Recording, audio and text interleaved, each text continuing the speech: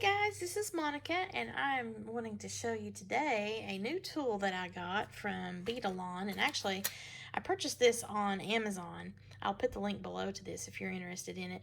These are kind of getting a little bit harder to find because there are some step pliers that you can purchase that I think a lot of people just prefer to use. I wanted to get this tool in particular because I wanted to make some wire spirals that I'm going to be using in some toilet paper earrings. You heard me right. Some beaded toilet paper earrings. Making those to mark my 47th birthday today during the pandemic, the coronavirus. So there you go. But this is a tool to actually make jump rings, but you can use it to do wire coils and then cut them apart in order to have your jump rings. And these have different sizes here for you to be able to do that. They have, I think, two other packages that have some larger sizes. I'm going to just use it for the coil making because I do have a coil tool. I don't really use it that much. I think that it's a little bit cumbersome. That's why I was wanting to try this one out, because it just looked like it would be more simple for me.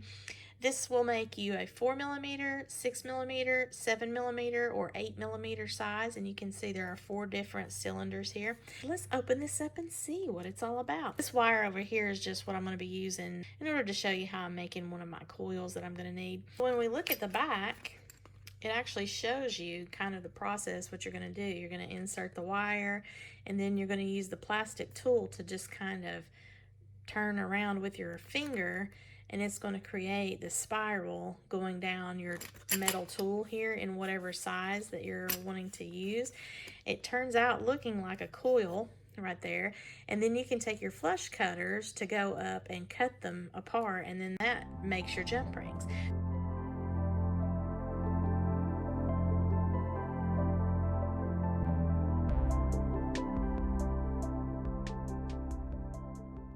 So now, depending on what you're needing the jump rings for, I just wanted to kind of show you. I have my jump rings in this little container here that's pretty handy. It travels with me when I teach classes and stuff, but I like to kind of keep them separated. I have all of my split rings down in here. So I have them laid out in the different sizes here, and I'm going to use one of my little tools to kind of point. But this is the largest one I have. I believe this is an 8mm size. This would be the 7mm size. This is my 6mm size. Now this one is the tiniest one I have, and this is actually, I believe this one is a 3mm size. Now I have a 4mm tool, so I can actually make an in-between size right here between the 3 and now make a 4mm size if I wanted to kind of go up a little, if I wanted to kind of go up a little bit in size of a jump ring without going all the way up to these larger sizes here. And so I have opened this up. Now what you have is the little plastic tool, and again, this is where your finger is going to go, and you can just turn it round and round and round, while the other part is attached to the metal bar of your choice, depending on what size coil that you want to make.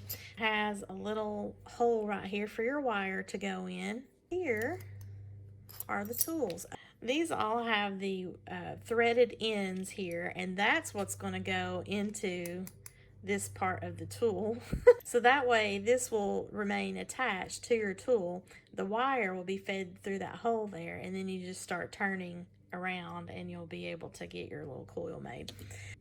But the sizes again are a 4mm, which is this tiny one here. This is probably the one I'm going to use for my little toilet paper earrings. Then you have the 6mm. Now all that's happening is it's just getting a larger circumference to make a larger circle. Then you have your 7mm. Now this 7mm is a good size to have because that is the typical standard size of jump ring. So a lot of people will use between the 6 and the 7mm size in jewelry making. Here is an 8mm, and it is the thickest. So it's got the largest circumference. Now, as I mentioned before, they have additional packages that go up in the sizes on these. This size, though, being that it's the most commonly used standard sizes for jump rings, this is getting harder to find, and that's why I had to get mine on Amazon. Now, the wire that I'm going to use, just as an example, is going to be an 18 gauge wire. So this is a dead soft copper wire, and I have some videos on my Sparkle by Monica channel in the Sparkle School that go over the differences in wire gauges. Suffice it to say, the higher the number, so 18, 20, 22, 24, 26, the further up in number you go, the smaller diameter wire that you have. And the lower the number, 16, 14, 12, and so on, as you go further down, the wider or more thick the wire is going to be. A lot of people that do wire weaving projects, they do wire wrapping projects in their jewelry making, will have various gauges of wire. Now, the standard is usually between 18 to 20 if you're going to be making any kind of jump rings, or if you're going to make cages to hold your pendants and your stones and all of that in. But this is a dead soft wire, meaning that it's very easy to bend, and I'm going to be creating one of my little coils with it. Got my little nylon jawed pliers here. You will probably want to get one of these if you decide that you're going to be making wire wrapped or wire woven pieces in your jewelry making. This is one that I have in a kit. It's in a little case here, and I will put the link below to that so that you can check that out if you're interested. You use that to be able to straighten your wire out. It also helps for you to harden your wire if you're like me and you're working with some dead soft wire. So the heat that is created from the friction of pulling on the wire hardens this a little bit. I'm going to use this little piece right here to show you that you've got all these little kinks and bits and curves and stuff. You can actually salvage some of your wire pieces by using these nylon jawed pliers to just kind of pull until you work the kinks out.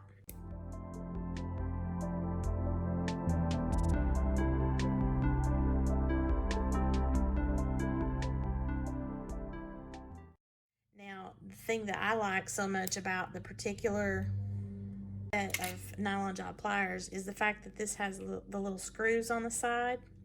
And what happens is, over time, and you can see mine, I really probably should it's got a little bit of life left in it, but this side is really kind of chewed up.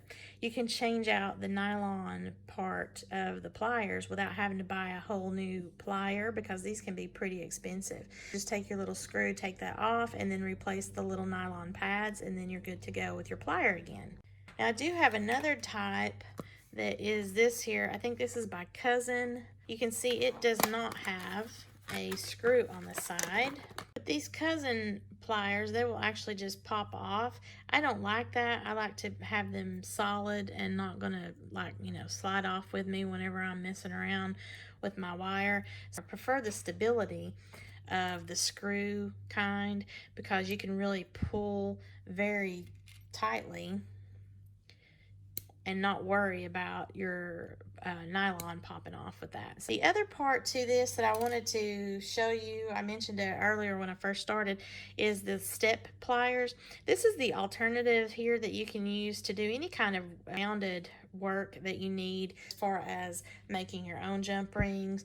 You maybe want to make a circle, you need to make a rounded bend if you're making, like, let's say, a heart, or some sort of circular motion when you're in your wire wrapping phase. This is a step plier, and the difference in size is just like the difference in tool size here that you've got, as far as the size of the circle that you're going to make. Do your wrapping, and then this is a nylon piece that just kind of holds the wire in place as you do your rounded portion. They make these pliers in different sizes. I have a smaller one. I can't seem to find it. The smaller one would be more in line with this set here. I think it probably makes those first three sizes on that particular one. And then this is my next size up. So that's just something. I'll put all these links below in case you're interested in any of this stuff, because they are handy, especially if you're going to start working with wire. So the main point of this video is to show you this tool. So let's do that.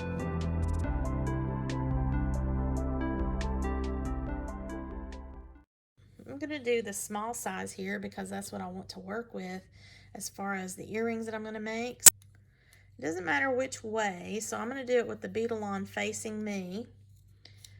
I'm just going to put that into the little nut there, screw it in, feed this wire through the hole here, bend a little bit of it back. Now you got to be careful as far as the size of the wire that you use. You want to have something that's going to fit in that hole, because if you have a really thick wire, let's say you were to go to, a 14 or a 12 gauge wire, it would be too thick to go through this hole. So this again is an 18 gauge, and this is dead soft, and I'm going to hold the wire that I just poked down in the hole. I bent it over so it's at a 90-degree bend there, and I'm going to then take around the base.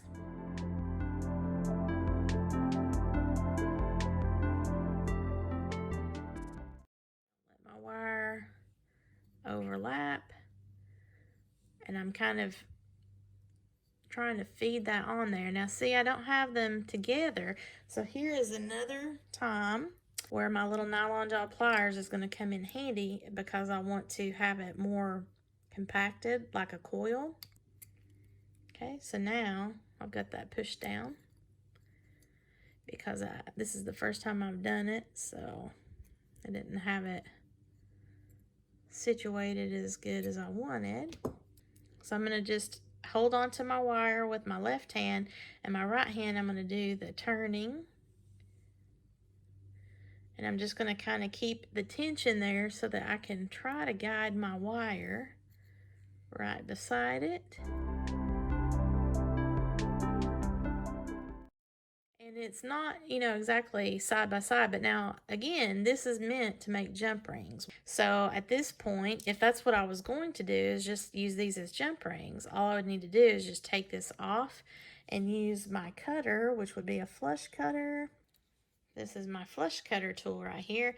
Once I would take these off, I'll just go ahead and do that.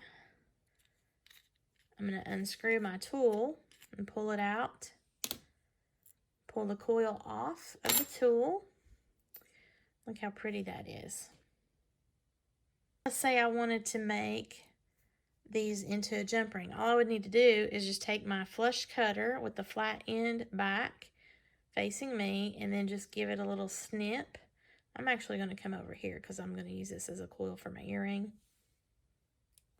If this continued over here on this side, I would have now a jump ring. So I could cut, like if I wanted to use this as a jump ring, I could just come right in. At this point right here, give it a clip.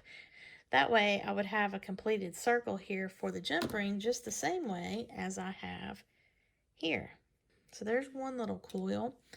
I'm going to get another piece. Length of the wire will decide how big of a coil you have. 1, 2, 3, 4, 5, 6, 7, 8, 9, 10. So you'd get 10 jump rings out of that, I believe. This little coil that I made. Let's screw this little tool back on. Put the piece of wire down in here. Just kind of bend back a small little piece.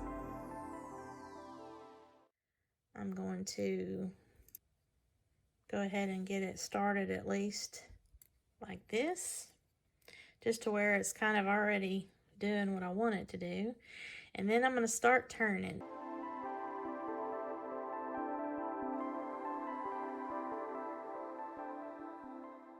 Dead soft wire is a lot easier to do that with. If you had the regular hard wire or half hard wire, it might be a little bit more cumbersome, so you definitely want to use your tool. There we go.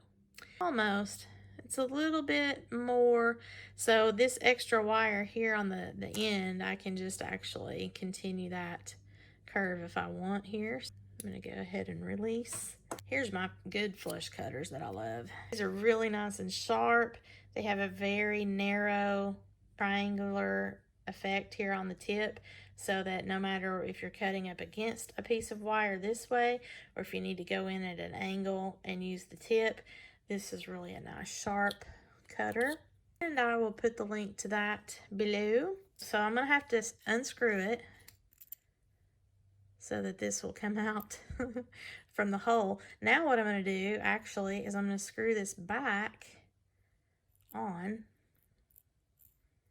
and then coil it the other way just with my fingers so that I get a little bit more coiling action here since I've got some left over. So this, I don't have a wire stuck in the little hole, but I'm still going to try to just get a couple more.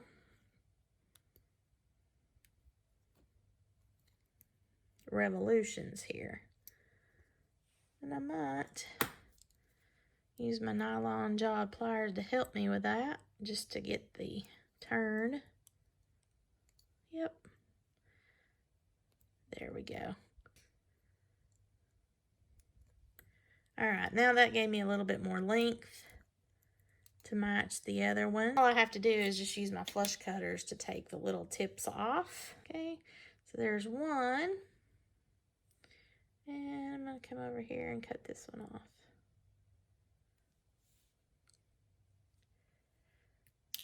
Okay, so now I have two little coils. I'm going to use these as the innards of my toilet paper earrings that I'm going to be making, so wish me luck on that. That will be a video over at my Sparkle by Monica channel. But that is my little jump ring maker tool from Beadalon. Again, mine is the 4mm through the 8mm size. I hope this has been interesting to you. If you'd like to see more videos here at the Beading Brigade channel and on the Facebook group, please let me know in the comments below. If you have any additional techniques or tools that you would like to have video tutorials or whatnot shown here, then let me know that as well. Typically, what I'm doing tutorial wise on my beading projects will be over at my Sparkle by Monica channel. Here at the Beading Brigade, I just wanted to have the opportunity to showcase various group members' projects that they might have, be able to pull in techniques through our playlists for those people that want to see various artists and their techniques. I find that I learn a lot from multiple artists, and it's kind of handy to have that all in one playlist. So that's what I'm kind of doing here. If you have any other suggestions for that, let me know either here in the comments on this video or over at the group. And speaking of, please hop over to Facebook and join us at the Beading Brigade group, and I will have a link to that below in the description. Thank you so much for joining me here on my birthday, and I'm going to get busy making some toilet paper earrings. Now I've got my little Miyuki white beads here that I'm going to be making that into some toilet paper. So again, check me out on Sparkle by Monica if you're interested in any of my jewelry making tutorials. I also have craft tutorials over there. I hope to hear from you over at the Facebook group, and of course we can share our projects that we're making over there as well. I'm at Twitter and Instagram too as Sparkle by Monica, Crafty Creators, and Beading Brigade, so feel free to hit me up on any of those profiles and I'll be glad to hear from you. Have a sparkle-rific day, y'all. Bye.